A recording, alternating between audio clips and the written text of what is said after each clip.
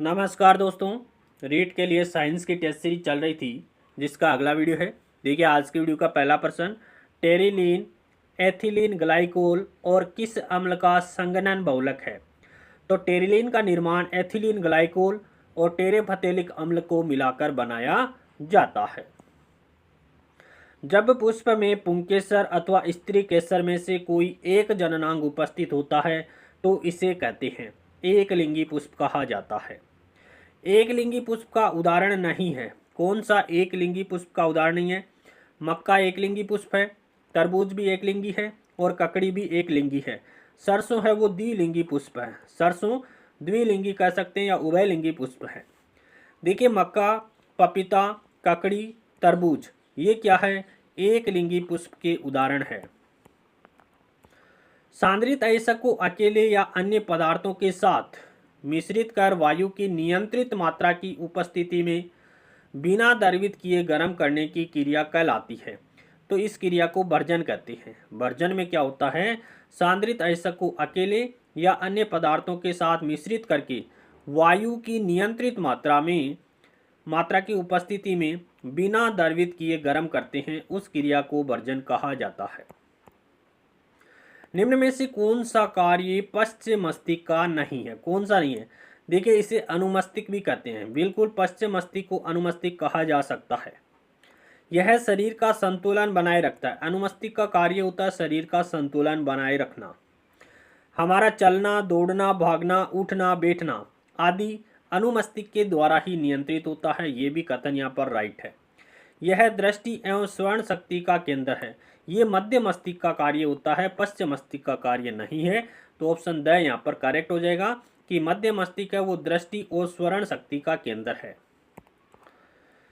सीसा जिसको अंग्रेजी में लेड कहते हैं का लैटिन नाम क्या है? तो इसका नाम है प्लम्बम। शीशे का लैटिन नाम क्या होता है? प्लम्बम होता है। मेंडल के अनुसार पुष्प का रंग बैंगनी है। पुष्प का रंग कैसा है? बैंगनी रंग है। तो यह लक्षण है, तो ये प्रभावी लक्षण दर्शाता है। यदि पुष्प का रंग बैंगनी है तो ये प्रभावी लक्षण को प्रदर्शित करता है, और अगर पुष्प का सफेद रंग है तो ये अप्रभावी लक्षण दर्शाता है। रासायनिक तत्वों को संकेत के रूप में व्यक्त करने का पहला प्रयास किसके द्वारा किया गया? तो ये बर्जीलियस के द्वारा किया गया है। निम्न में से कौन सा अग्र मस्तिष्क का कार्य नहीं है? कौन सा अग्र मस्तिष्क का कार्य नहीं है? यह उद्दीपनों एवं क्रियाओं के बीच संतुलन करता है। बिल्कुल सही है। यह सभी पेशियों, ग्रंथियों व अंगों की उचित कार्यवाही का आदेश देता है। ये भी राइट है। यह पिछले अनुभव और स्मृतियों के आधार पर हमारे व्यवहार में परिवर्तन लाता है। ये भी सही है। यह ऐच्छिक पेशियों की संकुचन पर नियंत्रण करता है। ये बात गलत है। ऑप्शन द यहाँ पर करेक्ट हो जाएगा। पश्चिम मस्तिष्क का कार्य होता है ऐच्छिक पेशियों के संकुचन पर नियंत्रण रखना। किसका कार्य? पश्चिम मस्तिष्क का होता है।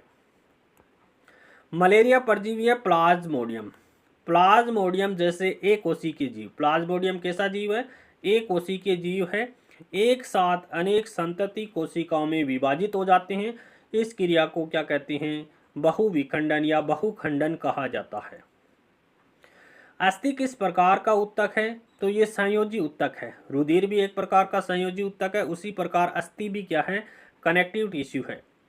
कोशिका के समूह को क्या कहते हैं? तो कोशिका के समूह को उत्तक कहते हैं, उत्तकों के समूह को अंग कहते हैं, और अंग के समूह को अंग तंत्र, और अंग तंत्र से शरीर का निर्माण होता है। कोलेजन को जब पानी में उबालते हैं तब परिवर्तित हो जाता है। तो ये जिलेटिन में बदल जाता है। कोलेजन तंतु को जब पानी में उबालते हैं तो ये जिलेटिन में परिवर्तित हो जाता है। निम्न में से सही कथन है। कौन सा सही कथन है? विरंजक चूर्ण का उपयोग वस्त्र उद्योग में सूती एवं लिनेन के विरंजन में किया जाता है। बिल्कुल सही है। कागज की फैक्ट्री में लकड़ी के मज्जा एवं लाउंड्री को साफ करने में करते हैं। कपड़ों के विरंजन के लिए भी विरंजक चूर्ण का उपयोग किया जाता है। पहला ऑप्शन राइट है। कई रासायनिक उद्योगों में उपचाय के रूप में इसका प्रयोग करते हैं। ये भी राइट है। पीने वाले जल को जीवाणु मुक्त करने के लिए रोगाणुनाशक के रूप में इसका प्रयोग किया जाता है। यह भी राइट है। तो ऑप्शन द यहाँ पर राइट हो जाएगा। उपरोक्त सभी कथन यहाँ पर सही है। शैवाल में किस तरह का विभाजन होता है? तो शैवाल में असूत्री विभाजन पाया जाता है। शैवाल में किस तरह का विभाजन होता है? असूत्री विभाजन होता है। किस प्रकार की ऊतक द्वारा ग्रंथियां बनती हैं? तो उपकला ऊतक के द्वारा। उपकला ऊतक को अंग्रेजी में एपिथीलियम कहा जाता है। तो एपिथीलियम के द्वारा ग्रंथियों का निर्माण होता है। पौधों की लंबाई किसके द्वारा बढ़ती है? तो पौधों की लंबाई है वो शीर्षत विभजोतक के द्वारा बढ़ती है। पौधों की लंबाई किसके द्वारा बढ़ती है? शीर्षत विभजोतक के द्वारा बढ़ती है।